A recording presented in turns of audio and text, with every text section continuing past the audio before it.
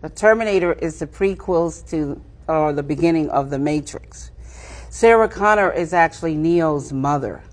So JC, John Connor's Jesus Christ, grows up to be Neo, one and the same in the Matrix. The Matrix is in the future. The Terminator is the past. It's time travel, past, present, and future time travel.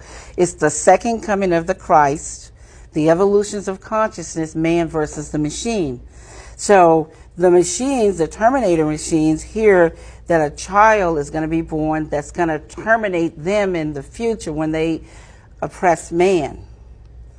Because, see, it's a man versus the machine. It's God's children versus man's children, which was technology. So man versus nature. Exactly. So the Terminator has the time travel to the past because they know it's Sarah Connor. And they have to kill her, terminate her, so she won't have the baby. And Kyle Reese, he comes from the future to protect her, and he inadvertently gets her pregnant. And he has to go back to the future. And so it's the Immaculate Conception, because now she's pregnant and she fell in love with a man, but did it really happen? Did he exist? And then this child, when you see the three Terminators, the boy, and then the man-child, subconsciously, he doesn't know why the Terminator is trying to kill him until he's hidden out in the city, in the Matrix, the future. When he reaches 30 years of age, the rebellion, the Reloaded, revolution starts. And the rebels come and they find him because they've been watching him all along. That's what the Guardians and the Sentinels are all about. And so they wake him up to his purpose. They take him to Morpheus to train him to fight the machines. They take him to the Oracle because of the prophecy. So this is the whole epic story. It's an epic. Because this plays into why this sudden mental change on Facebook. Where is Facebook now a threat where they need to regulate them and shut them down? Facebook is nothing but a database for the CIA. That's all it is. It has all of your family's pictures, all of your friends. It has all the information. They used it here in Vegas when they had that car accident. Remember when the Maserati right by the Cromwell? Yes, when that happened right there? Well, all they did was take camera footage from Caesars, Bally's, and, you know, other casinos. And they went and they took this footage and they got the license plates. And then they saw that the guy did, you know, California. He rented that Range Rover. And after they did that, they went to social network and they found his girlfriend on Twitter, so they found his picture. And then they went to LA, because they knew they were from LA, put his picture on a $250,000 billboard and put a reward up for him for $25,000. And they got him within 2 weeks. Within 2 weeks, because of the technology. So how should we, how do you advise people to share their image, their data? There's not going to be any more privacy. Everything is cameraed down. Everything is caught on camera. And this is what it's going to be about in the future. Virtual reality that I'm explaining in the Matrix and Terminator. Everything is going to be, so now it's going to be so easy. You're not going to have any more paper passports.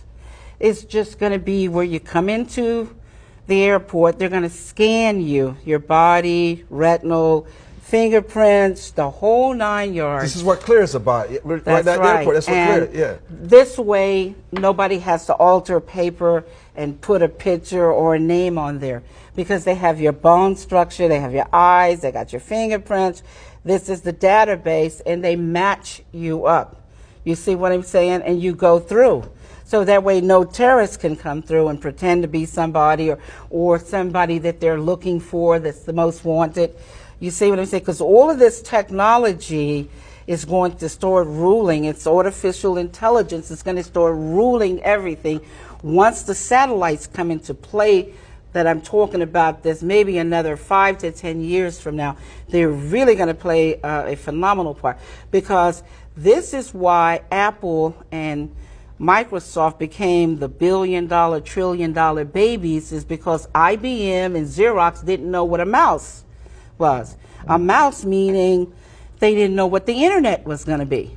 You see what I'm talking about? They didn't want to move into that technology.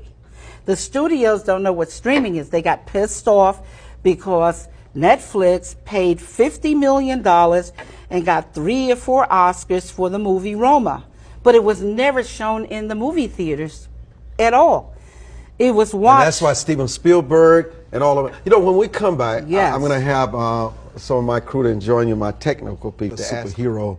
We mentioned when you were coming on your lawsuits and the battles you've had to fight, and you've just won in Utah. Yes. But it's always a battle for you.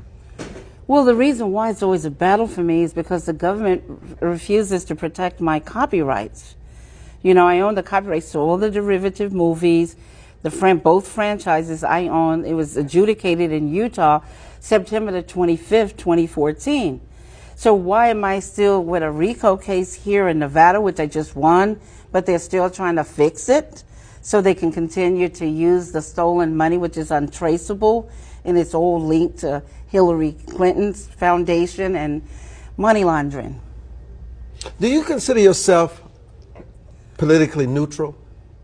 I consider myself totally neutral. All I'm worried about is for the people. Because if the government doesn't protect my copyrights, he doesn't protect yours. But the government is afraid of you. I'd be afraid of you. Well, there's no need to be afraid of me because I only stand for principles. But what you know and the knowledge you share and what you have insights to can be very dangerous to some people.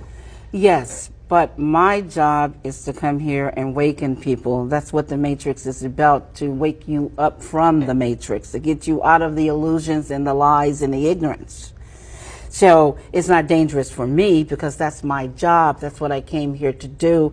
That's why I wrote The Matrix and Terminator, to wake people up so they can move on to greater, better things. Yeah, but a lot of these movie houses and these studios and the Facebooks of the world don't want people to know what happens to them every day when they share the information. But that's destroying their free will, and God doesn't want that. But people want to be ignorant. They don't want to know that they're being exploited. It requires too much responsibility when they find out. Well, that's what the blue pill and the red pill is about. The red pill is about the blood of the living beings. The black and the blue ink is the machines. But this is the humans' world. We are the winners.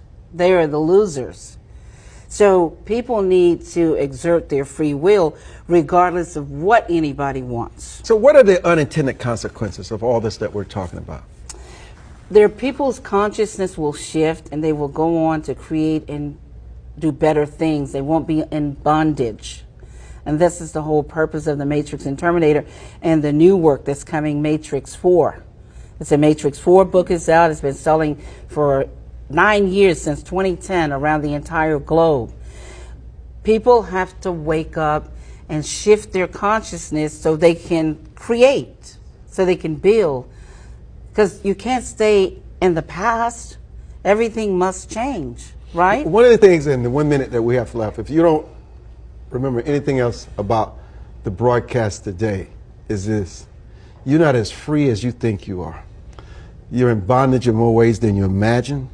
And it's a different kind of slavery, very dangerous kind of slavery, that the mind and how we concede ourselves to people without any thoughts, any challenge, and we're so willing to surrender.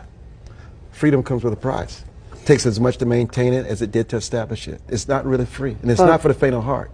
But man is always going to take that challenge because man wants to be free. Look, everybody loved the Matrix and Terminator because it woke them up. They didn't even realize they were in the dream. They didn't realize they were in a simulation. They didn't realize they were in the illusions. But now that they are awakened, they will fight. Will you fight? Are you awakened? Are you ready to embrace your destiny? Because freedom comes from God, not from man. And the moment you realize that, you'll begin that journey of freedom. Thank you so much. I want to say one thing. Like Morpheus said, I didn't tell you it was going to be easy. But it will be fair if you fight the fight. That's right. You can equal the battlefield.